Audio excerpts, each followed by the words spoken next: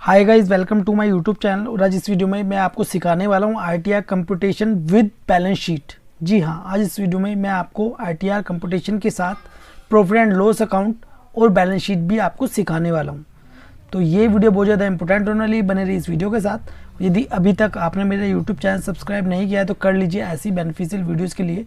और गाइस, यदि आप इस automatic professional ITR computation, profit and loss account और बैलेंस शीट के इस एक्सेल शीट को डाउनलोड करना चाहते हैं तो लिंक मैंने डिस्क्रिप्शन में दिया हुआ है, आप इस शीट को भी डाउनलोड कर सकते हैं। तो यदि आप हमारे एक्सपर्ट से अपनी आईटीआर कंप्यूटेशन या प्रॉफिट एंड लॉस अकाउंट या बैलेंस शीट को तैयार करना चाहते हैं तो दिए हुए नंबर पर कॉन्टैक्ट कर सकते हैं। तो गाइस चलते हैं, वीडियो को स्टार्ट करते हैं। सबसे पहले हम तैयार करेंगे आईटीआर कंप्यूटेशन, ठीक है।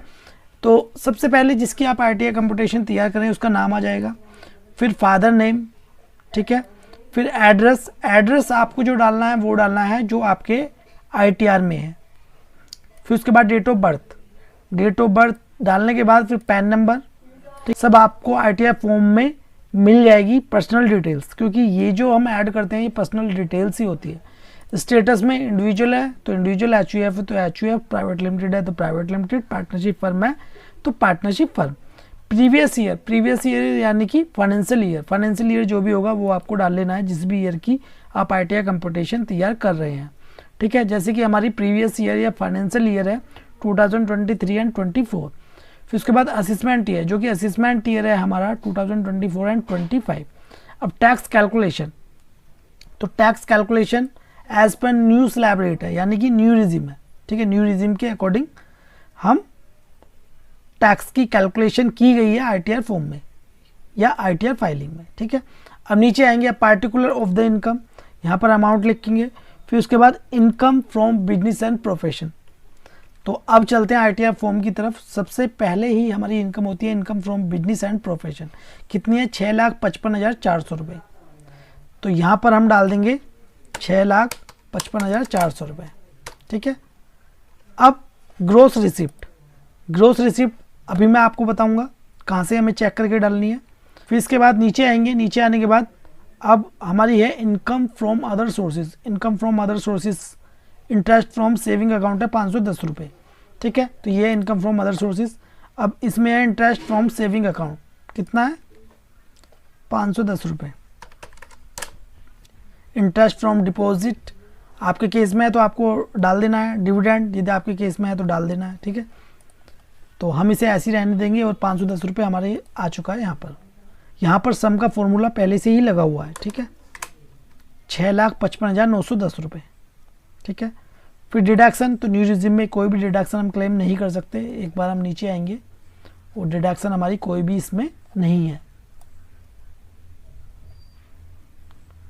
ठीक है। फिर उसके बाद टैक्सेबल इनकम भी हमारी कितनी होगी 6,55,910 रुपये। टैक्स हमारा कितना है 20,591 रुपये। अब जैसे कि आपको पता होगा या मैं आपको बता देता हूँ, लेस रिबेट अंडर सेक्शन 87 है जो कि 25,000 रुपये है। यदि आपका 25,000 तक टैक्स बनता है तो आपको कोई भी टैक्स पे नहीं करना। तो 20,591 रुपये हमारे इसमें ही एडजस्ट हो गया, ठीक है। फिर नीचे आएंगे, एक बार चेक कर लेते हैं कोई टीडीएस वगैरह तो नहीं है, रिफंड तो नहीं है, ठीक। अब हमारा जो टैक्स था वो एडजस्ट हो गया। यदि आपके केस में टैक्स होगा तो रिबेट में आपको कुछ नहीं डालना, हेल्थ एंड एजुकेशन सेस यहाँ पर डाल देंगे, ठीक है। इंटरेस्ट है तो यहाँ पर ऐड कर देंगे, टोटल टैक्स यहाँ पर आ जाएगा, ठीक है। यहाँ पे ऑलरेडी फॉर्मूले लगे हुए हैं, सिर्फ आपको कुछ अमाउंट इसमें डालनी होगी। टीडीएस आपको देख कर डालना होगा, ठीक है। कहाँ से आप ऐड करेंगे, यहाँ पर टीडीएस क्लेम्ड, ठीक है, यहाँ पर शो हो जाएगा, ठीक है। तो अब ये हमारी आईटीआर कंप्यूटेशन बिल्कुल रेडी है, ठीक है। अब हमें प्रॉफिट एंड लॉस अकाउंट और बैलेंस शीट को तैयार करना है, ठीक है। अब आ गए हम प्रॉफिट एंड लॉस अकाउंट पर। अब प्रॉफिट एंड लॉस अकाउंट जो हम तैयार करेंगे, अभी एक चीज़ हमारी और रही है आईटीआर कंप्यूटेशन में, क्या, ग्रोस रिसिप्ट। तो हम आ गए यहाँ पर है 16,10,850 रुपये। तो ग्रोस रिसिप्ट हम इसमें डाल देंगे, ग्रोस रिसिप्ट या टर्नओवर 16,10,850, ठीक है। अब ये आईटीआर कंप्यूटेशन हमारी रेडी है। अब देखिए हमारे पास आरटीआर फॉर्म से सिर्फ नेट प्रॉफिट है 6,55,400 रुपये, और हमारे पास है टर्नओवर या रिसिप्ट 16,10,850 रुपये। अब इसी के बेस पर ही हमें बैलेंस शीट को तैयार करना है या प्रॉफिट एंड लॉस अकाउंट को तैयार करना है, ठीक है। तो सबसे पहले हम इसमें सेल डाल देंगे जो हमने आरटीआर फॉर्म में शो की थी, ठीक है। कितनी की है? 16,10,850 रुपये, 16,10,850 रुपये, ठीक है। फिर उसके बाद देखिए परचेज। अब आपको परचेज इसमें ऐड करनी है जितनी आपने परचेज की होगी, ठीक है। जब आपने परचेज की होगी, ठीक है, परचेज से ही आपने सेल की होगी, ठीक है, सेल आपने तभी दिखाई है, तो परचेज आपको इसमें डाल देनी है। जैसे मैं डाल देता हूँ। फिर उसके बाद कितने आपने परचेज की, कितने आपने सेल की, सेल करने के बाद कितना आपके पास क्लोजिंग बचा वो आपको डालना है। तो मैं इसमें डाल देता हूँ अपने अकॉर्डिंग। अब हमारा आ गया ग्रॉस प्रॉफिट। तो देखिए हमने यहाँ पर परचेज ऐड की, सेल ऐड की, क्लोजिंग स्टॉक को ऐड किया, और जो हमारा ग्रॉस प्रॉफिट है वो ऑटोमेटिक यहाँ पर निकल के आ गया है क्योंकि इसमें फार्मूले लगे हैं, ठीक है। ग्रॉस प्रॉफिट हमारा यहाँ से यहाँ पर ट्रांसफ़र हो गया, ठीक है। अब उसके बाद देखिए ये है हमारे एक्सपेंसेस, ये एक्सपेंसेस हमें ऐड करने हैं। तो ये कहाँ से ऐड करेंगे? तो देखिए यदि आपका बिजनेस है तो आपको पता होंगे आपके बिजनेस में कौन कौन से खर्चे होते हैं और कितने के होते हैं, ठीक है, वो आपको डाल देना है। यानी कि हमारा जो नेट प्रॉफिट है ये कितना आना चाहिए? ये आना चाहिए 6,55,400 रुपये। कितना? 6,55,400 रुपये नेट प्रॉफिट आपका यहाँ पर आना चाहिए। जैसे हमारी सैलरी है, ठीक है, जैसे मान लीजिए जितना भी स्टाफ आपके पास है, आप कितने रुपए पे करते हैं मंथली उसे, तो आपको जितने भी खर्चे हैं वो ईयरली डालने हैं। जैसे मैं इसमें डाल देता हूँ, बैंक चार्जेस है मेरे। डेप्रिएशन, देखिए डेप्रिएशन इसको हम बाद में ऐड करेंगे, फिलहाल हम इलेक्ट्रिसिटी में डाल देते हैं। Miscellaneous expenses, printing and stationery, telephone expenses,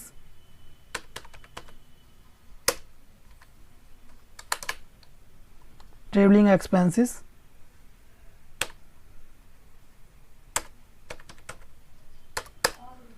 ठीक है। अब जो डेप्रिएशन है हम इसको बाद में ऐड करेंगे। अब चलते हैं बैलेंस शीट पर। अब देखिए ये है लायबिलिटी साइड और ये है एसेट साइड, ये है कैपिटल अकाउंट। अब ओपनिंग बैलेंस, ओपनिंग बैलेंस यदि आपने लास्ट ईयर बैलेंस शीट को तैयार किया है तब उस कंडीशन में ओपनिंग बैलेंस हमारा जो लास्ट ईयर की बैलेंस शीट थी उसका कैपिटल अकाउंट का क्लोजिंग बैलेंस करंट ईयर में ओपनिंग बैलेंस हो जाएगा, ठीक है। लास्ट ईयर का क्लोजिंग करंट ईयर में ओपनिंग हो जाएगा, ठीक है। तो जैसे मान लीजिए हम फर्स्ट टाइम अपनी बैलेंस शीट को तैयार कर रहे हैं, इसको हम डिलीट कर देंगे, ठीक है। अब ये इतना हो गया। अब उसके बाद अनसिक्योर्ड लोन, यदि आपने कोई अनसिक्योर्ड लोन लिए हुए हैं तो आपको यहाँ पर डाल देना, जैसे कि हमने लिए हुए हैं। फिर उसके बाद सिक्योर्ड लोन, सिक्योर्ड लोन यानी कि जो लोन बैंक से लिए जाते हैं, ठीक है, बैंकिंग संस्था से, और जो नॉन बैंकिंग संस्था से लोन लिए जाते हैं वो अनसिक्योर्ड लोन होते हैं, या इंडिविजुअली जो लोन लिए जाते हैं वो अनसिक्योर्ड लोन होते हैं, ठीक है। करंट लायबिलिटी, ठीक है, जैसे कि हमारे सन्डी क्रेडिटर्स आ गए यहाँ पर। ये हमारी फिक्स्ड एसेट्स, फिक्स्ड एसेट्स यानी कि जो हमारी बिजनेस में फिक्स्ड एसेट्स यूज़ होती है, जैसे furniture, computer, inverter, water dispenser, printer, ठीक है। तो हमारी ये एसेट्स हैं और इन पर डेप्रिएशन हमें लगानी होती है। यानी कि फर्नीचर है 39,285 रुपये का, और फर्नीचर पर 10% डेप्रिएशन लगती है, तो 10% हमारी ये आ गई 3929 रुपये। तो जो फर्नीचर की कॉस्ट है उनमें से जो डेप्रिएशन है वो लेस हो जाएगी, लेस होने के बाद जब अमाउंट आएगा, ठीक है। ऐसे ही कंप्यूटर, कंप्यूटर की जैसे मान लीजिए प्राइस है 65,000 रुपये, इस पर 40% डेप्रिएशन लगती है जो कि 26,000 रुपये बनती है। 65,000 में से 26,000 रुपये माइनस करने के बाद 39,000 रुपये हमारे यहाँ पर आ गए हैं। ऐसे ही इन्वर्टर है, वाटर डिस्पेंसर है, प्रिंटर है, ठीक है।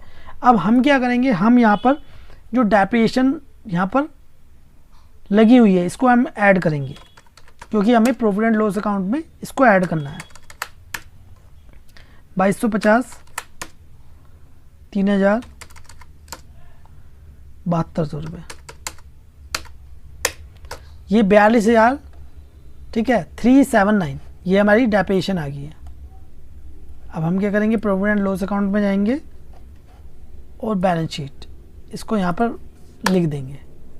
अभी हमारे पास नेट प्रॉफिट है कितना, 7,36,200 ठीक है, कितना है 7,36,200 अब इसमें से माइनस करेंगे कितने, जो हमारे ITR फॉर्म में है 6,55,400 अब भी 80,800 के खर्चे को हमें ऐड करना है, क्योंकि हमारा जो नेट प्रॉफिट है ये यही आना चाहिए 6,55,400 ठीक है। तो खर्चे हम ऐड कर देते हैं इसमें। जैसे मान लीजिए हम सैलरी में बढ़ा देते हैं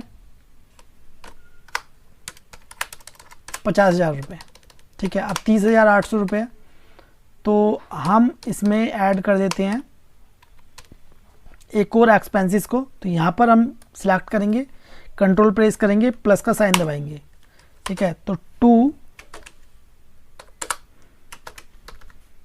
ऑफिस एक्सपेंसेस, ठीक है। हमने एक खर्चे को और ऐड किया और इसमें हमने 15,000 डाल दिए हैं। अब 15,800 ही हमारा इसमें खर्चे को ऐड करना है हमें, ठीक है। तो हम क्या करेंगे, हम एक खर्चे को और ऐड कर देते हैं, 2 रिपेयर एंड मेंटेनेंस, ठीक है, एक्सपेंसेस। कितना, हम इसको 15,800 को, यानी कि देखिए जो खर्चे हमें एडजस्ट करने होंगे, क्योंकि प्रॉपर हमारे पास अकाउंटिंग डाटा नहीं है। तो कितना हो गया, 6,55,400 ठीक है, मैच हो गया, यानी कि प्रॉफिट एंड लॉस अकाउंट हमारा बिल्कुल रेडी है। अब चलते हैं बैलेंस शीट पर।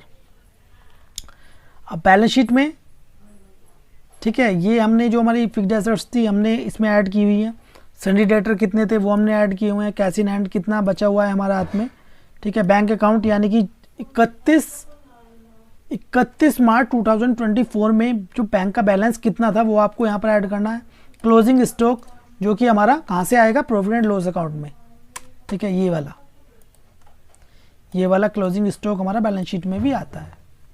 लोन एंड एडवांसेस, ठीक है, ये हमने ऐड किए हुए हैं। अब देखिए हमारी जो बैलेंस शीट है, हमारी बैलेंस शीट में डिफरेंस है। हमारी जो एसेट्स की साइड है इसमें 11,22,357 इसका टोटल बैलेंस है, लेकिन जो एसेट साइड है इसमें 9,85,753 बैलेंस है, यानी कि 1,36,604 का अभी डिफरेंस है, ठीक है। तो हम क्या करेंगे, हम इसको सन्डी डेटर से एडजस्ट कर देते हैं, यानी कि हम इसको इसमें से माइनस कर देंगे। तो हमारी जो लायबिलिटी की साइड है और एसेट्स की साइड है ये बिल्कुल मैच हो गई है। 9,85,753, 9,85,753। या आपको जो एडजस्ट करनी है, यानी कि इसको मैच करने के लिए आप कैश से भी एडजस्ट कर सकते हैं, ठीक है। किससे, कैश से भी आप कर सकते हैं, ठीक है। तो अब हमारी ये बैलेंस शीट भी बिल्कुल रेडी है। प्रॉफिट एंड लॉस अकाउंट भी, ये भी रेडी है, ITR कंप्यूटेशन भी रेडी है। तो आपको ऐसे ही ITR computation plus profit and loss account plus balance sheet को तैयार करना है विद बैलेंस शीट। तो यदि आप हमारे एक्सपर्ट से अपनी ITR कंप्यूटेशन या प्रॉफिट एंड लॉस अकाउंट या बैलेंस शीट को तैयार करना चाहते हैं तो दिए हुए नंबर पर कॉन्टैक्ट कर सकते हैं। तो मिलते हैं नेक्स्ट वीडियो में, जब तक के लिए जय हिंद, जय भारत।